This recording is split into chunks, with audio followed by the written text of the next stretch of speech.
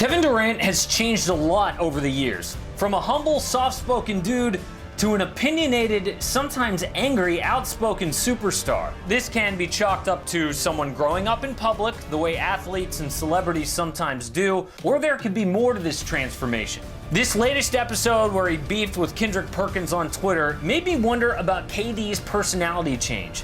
What happened? And I found some pretty interesting stuff when researching why KD has changed. I also found like a million different videos and articles that are examples of his personality. So if I miss one that you think is really important, be sure to let me know down there in the comments. Hey guys, it's Casey Kiernan, host of the AM Hoops YouTube channel. Hit subscribe. We're coming out with 3 quality videos per week, Monday, Wednesday, and Friday at 5:30 p.m. Also, give me a follow on Instagram at AM Hoops and on Twitter at Casey Kiernan. The careers of Kevin Durant and LeBron James will always be tied together. Although LeBron is 4 years older, they ruled the league at the same time. Still are. LeBron got through KD's Thunder for his first title, and KD got through LeBron's Cavs for his.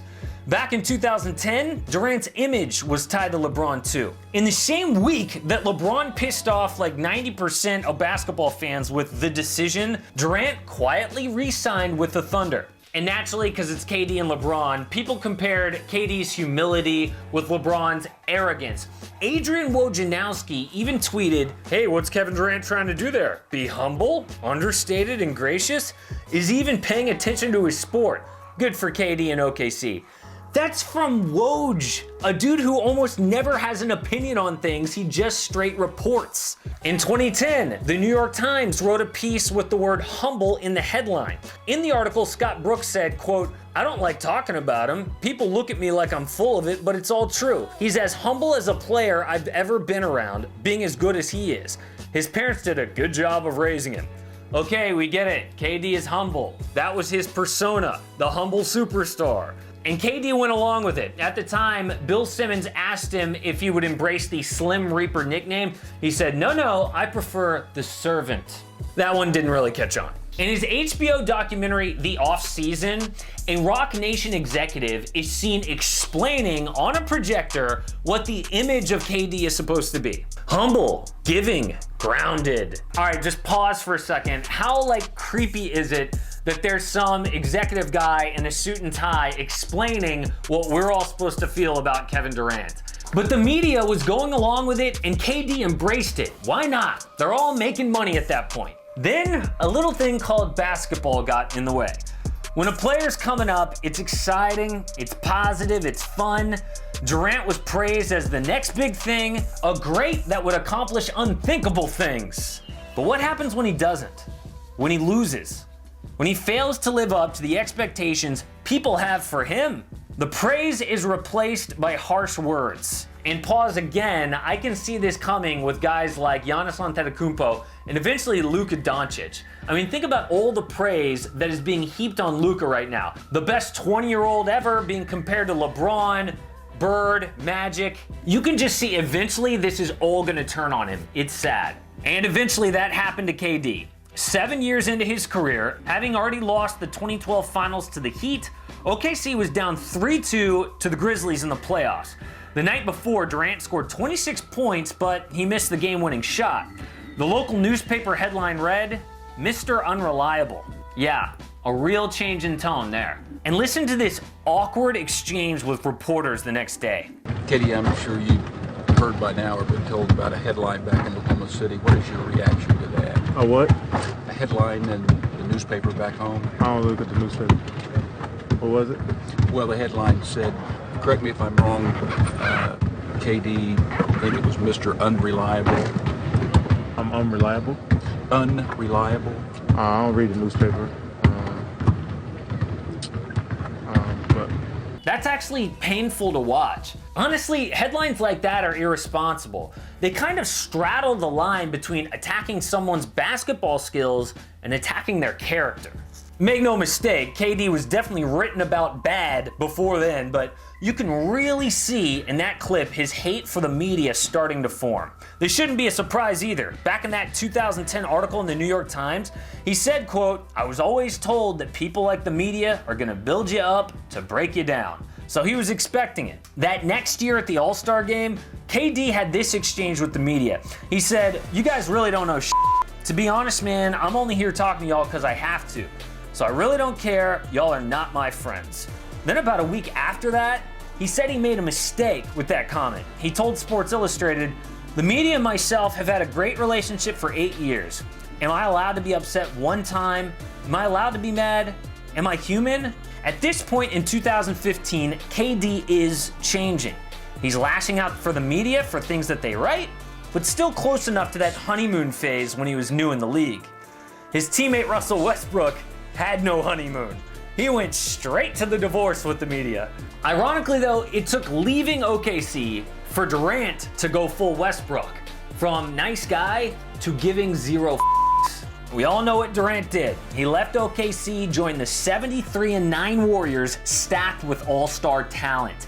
At this point, for some reason, people felt like it was free reign to hate on KD. It was unlike anything we've seen in a while, even more than LeBron to Miami. Fans took shots, the media took shots, even fellow players said negative things about Durant. His me against the world attitude was on. He was now beefing with players in public.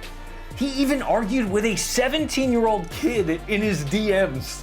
Durant's first return to OKC felt like a turning point in his image, but even KD eventually made up with Russ and embraced the whole cupcake thing. But winning a championship and Finals MVP did not make his hate for the media go away. Maybe it's because KD didn't get the praise he felt he earned. The same people who called him unreliable weren't giving Durant his due when he finally won. Here's a peek into his view of the media at the time.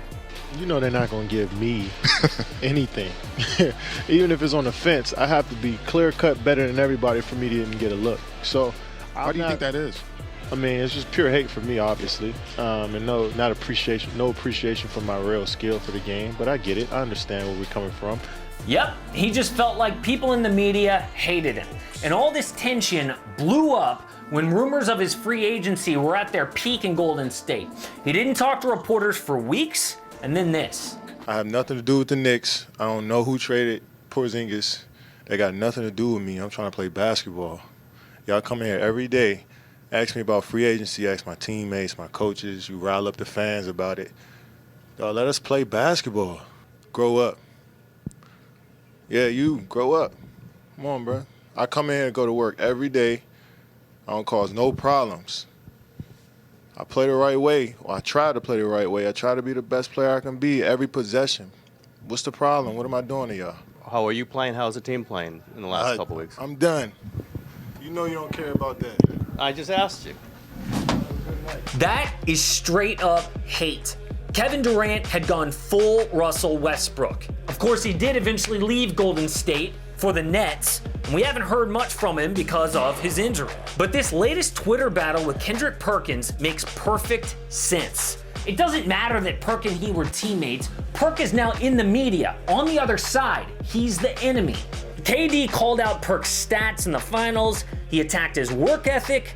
That's because Perk pushed two buttons that hurt most: Durant's time in OKC and the legitimacy of his 2 rings. This transformation of Kevin Durant is not his personality. Really, it's just the change in his relationship with the media. He's gone from a guy who trusted the media machine worked for him, we all bought into his humble persona, and then things changed. He's now a guy who distrusts and hates the media. And the fact that we interact with NBA players through the media means we really just see a pissed off, salty side of it. But is he right to be salty? I mean, yeah, the media has said some nasty things about him. They've questioned his character, his accomplishments. But KD is pissed off because he can't accept what comes with being a professional athlete. And this line from that free agency beef proves it. I just don't trust none of y'all. Every time I say something, it's get twisted up and thrown out in so many different publications, try to tear me down with my words that I say. So when I don't say nothing, it's a problem. I just want to play ball. I want to go to the gym and go home. That's all. Is that a problem? Yeah, that is a problem. It's not reality. I mean, if he just wants to ball and go home, he should join the YMCA or go to the park like the rest of us. Instead, I'm sure he likes making millions because millions of us watch. Pro athletes are like stars in the only actual reality show on TV. We love it in part because nothing that happens on or off the court is scripted. And until he can accept all that bad that comes with all that good, he'll continue to be the angry version of himself that we've seen emerge over the last 12 years. Support AM Hoops and click subscribe. Don't miss a weekly NBA video.